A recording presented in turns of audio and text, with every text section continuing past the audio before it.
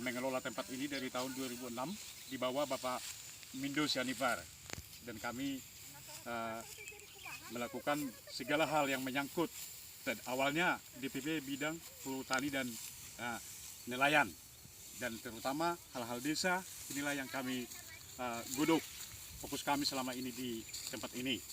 Ya. Awalnya memang dari tahun 2006 tempat ini, Pak? Ya, jadi kita sudah melakukan program Mari Sejahterakan Petani Umbul-Umbul ini dari tahun 2006, dan Ibu Mega sendiri sudah panen padi di sini 2 kali.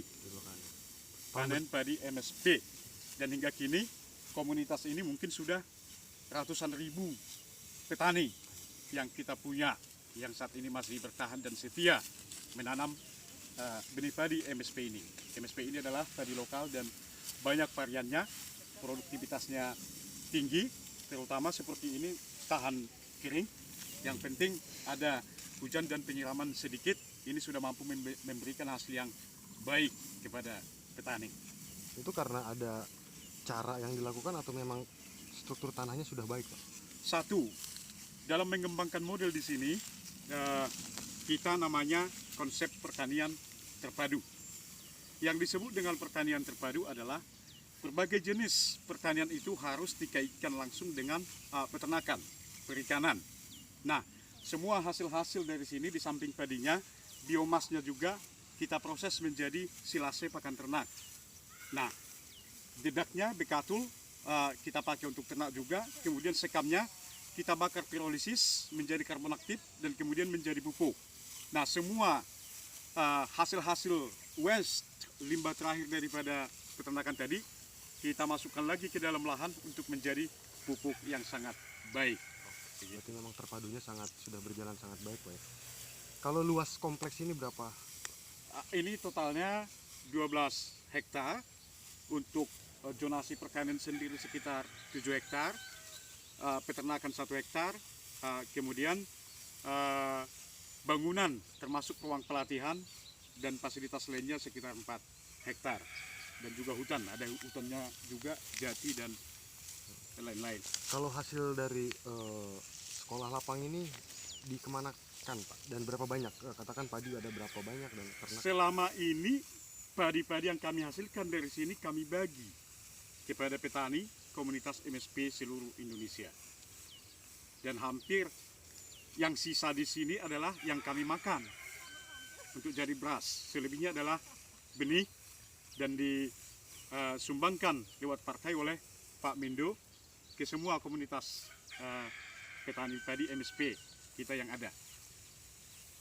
Kalau kayak ternak, perikanan itu dijual menjadi UMKM atau seperti apa penyalurannya, Pak? Kita di sini sebuah model. Jadi ada juga seperti kelompok usaha bersama. Kita bersama-sama dengan masyarakat membuat usaha seperti peternakan dan perikanan. Nanti hasilnya ya dibagi bersama sesuai dengan tenaganya, dan modal pada umumnya tidak ada, tapi tenaga yang menjadi usaha bersama.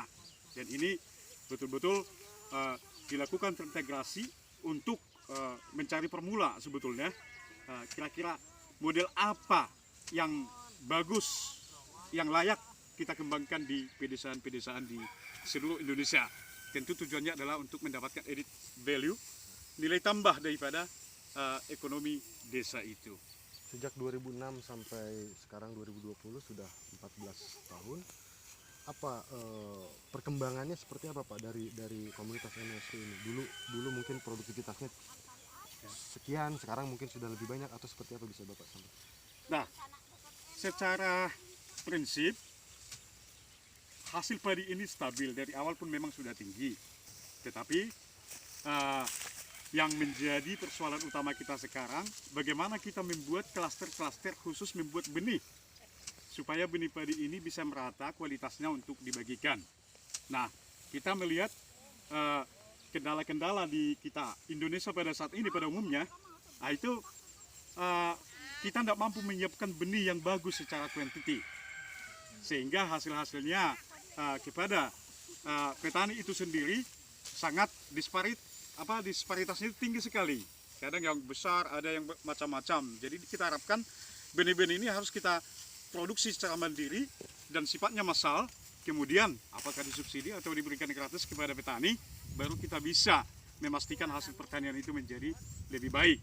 Nah, seperti isu belakangan ini misalnya, lahan-lahan mau dibuka yang baru atau sejenisnya lah. Tetapi masalah utama kita sebetulnya bukan di soal membuka lahan baru, tapi bagaimana memfungsikan petani kita yang hampir 35 juta pada saat ini.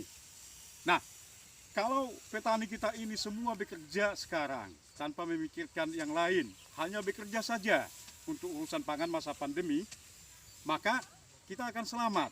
Bagaimana dia supaya misalnya tetap bisa bekerja, harus kita jamin bibit, jamin pupuk, jamin harga, semua. Karena praktis, hal yang bisa kita lakukan saat ini adalah pertanian. Sektor lain itu hampir tidak mungkin kita lakukan pada masa pandemi, kecuali pertanian dan nelayan mungkin. Nah, itu menjadi penting buat perhatian kita semua. Kalau panen padi di sekolah lapang ini jumlahnya berapa ton, Pak? Ini rata-rata kita Dalam setahun produksi berapa gitu? Rata-rata kita akan menghasilkan 8 ton Per 1 hektar. 1 hektar. Nah, kita biasa menanam di sini sekitar 2-3 hektar padi per musim tanam. Nah, mengapa 8 ton? Itu adalah upaya maksimal karena kebetulan tempat kita di sini sistem pompa air, jadi nggak ada irigasi. Ini tak ada hujan, sehingga semestinya produksi itu masih bisa lebih tinggi kalau kita misalnya ada irigasi, air yang cukup dan lain-lain. Dari segi perbaikan lahan tanah itu sudah maksimal kita lakukan dengan pupuk organik dan sejenisnya. Jadi di sini kita berbasis organik, Pak. Kalau perkebunannya, Pak, jagung dan lain-lain ada apa aja, Pak? Nah, di sini sekarang kita menanam jagung, ada hibrid sekitar 5 jenis, dan juga jagung lokal kita ada jagung lokal MSP dari Pak Surono Danu. Nah, menurut perbandingan kita di sini, ini sudah ke-8 kali kita tanam dari benih asalnya. Nah, kemudian hasilnya itu tidaklah kalah dari hibrid. Nah, yang lebih penting lagi bahwa jagung lokal kita ini bisa menjadi bibit kembali. Jadi dia bersifat lokal, tidak harus beli bibit.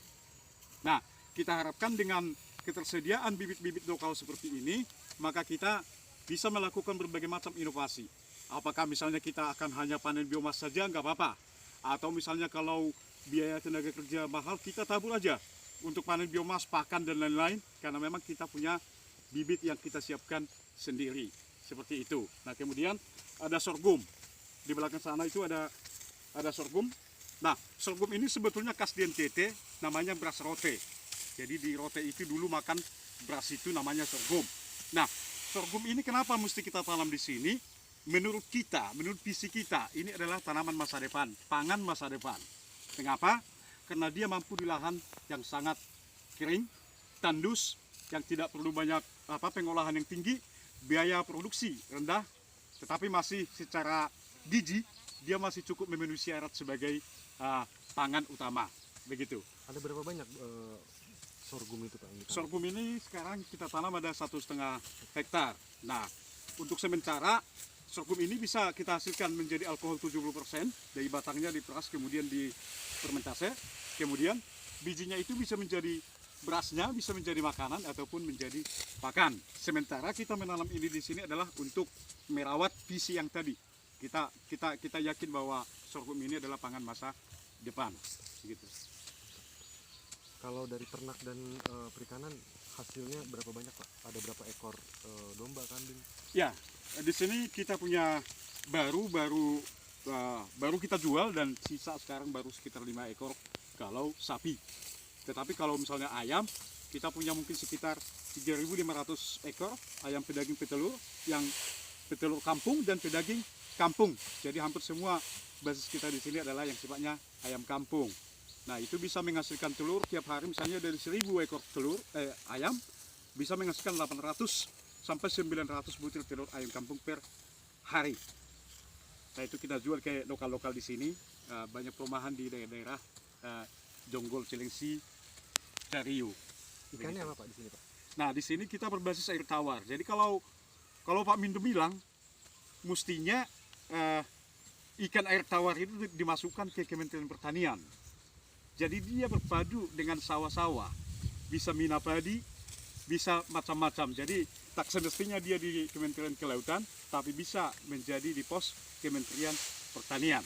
Nah, itu harus kita lakukan di pedesaan bersamaan dengan pertanian yang dilakukan oleh masyarakat. Nah, basisnya ini semua hijauan. Jadi kita mengembangkan tanaman namanya alga hijau, ajolla, sebagai sumber protein juga bisa. Kemudian kita juga mengembangkan di sini namanya maggot, pelatung. Jadi ada namanya black shoulder fly, Hermetia illucens. Itu kita kembangkan dari mulai tahun 2009 di sini. Nah, itu menjadi sumber protein yang bisa juga dikembangkan masyarakat di pedesaan. Makanan daripada larva ini adalah sampah organik. Jadi kalau ada dari pasar, limbah sayur dikumpulkan, kemudian menjadi makanan maggot ini. Hasilnya adalah protein, limbah tadi menjadi pupuk organik. Ada berapa masyarakat yang diberdayakan di sekolah lapang ini? Kita di sini, di dalam kita di sini saja sekitar 12 orang. Kalau harian-harian dan lain-lain dari penduduk desa ini yang kita panggil. Dan itu dalam keadaan tertentu bisa sangat seluruh penduduk desa. Itu. Ada menjadi tempat semacam penelitian atau studi tour nggak di sini, atau ada pelatihan apa di kompleks ini, Pak? Kenapa namanya sekolah lapang ya? Jadi pelatihan di tempat kita ini mungkin sudah sampai 10 ribuan petani se-Indonesia dari 2006. Jadi se-Indonesia dari mulai Aceh sampai Merauke, khusus pertanian. Pertanian yang kita modelkan di sini dan juga narasumber yang sengaja kita undang sesuai dengan bidang apa yang sedang kita latih. Misalnya soal kelembagaan, itu kita undang lembaga terkait untuk menjelaskan itu. Begitu kira-kira. Jadi memang ini adalah fokus utamanya itu adalah membuat pelatihan-pelatihan. Itu. Yang membuat petani lebih berdaya gitu. Lebih berdaya, karena kan kita harus mendampingi petani secara keilmuan. Kita mendampingi petani bagaimana mendapatkan pupuk subsidi. Kita mendampingi petani bagaimana menjual, apalagi era digital sekarang. Terakhir Pak, visi dari sekolah lapang ini bisa disampaikan singkat saja. Secara prinsip, visinya adalah kita pengen dari Ceriu menuju Indonesia. Itu satu. Yang kedua, kalau ini secara politis dan kebijakan, mungkin Pak Mindo yang akan menjelaskan itu. Tetapi visi kita di sini adalah bagaimana Ceriu sekolah lapang ini menuju Indonesia. Kalau ini kita lakukan terus-menerus, saya yakin kita akan bisa mengupgrade semua sumber daya masyarakat petani pedesaan Indonesia ini menjadi lebih baik lagi di masa depan. Terima kasih.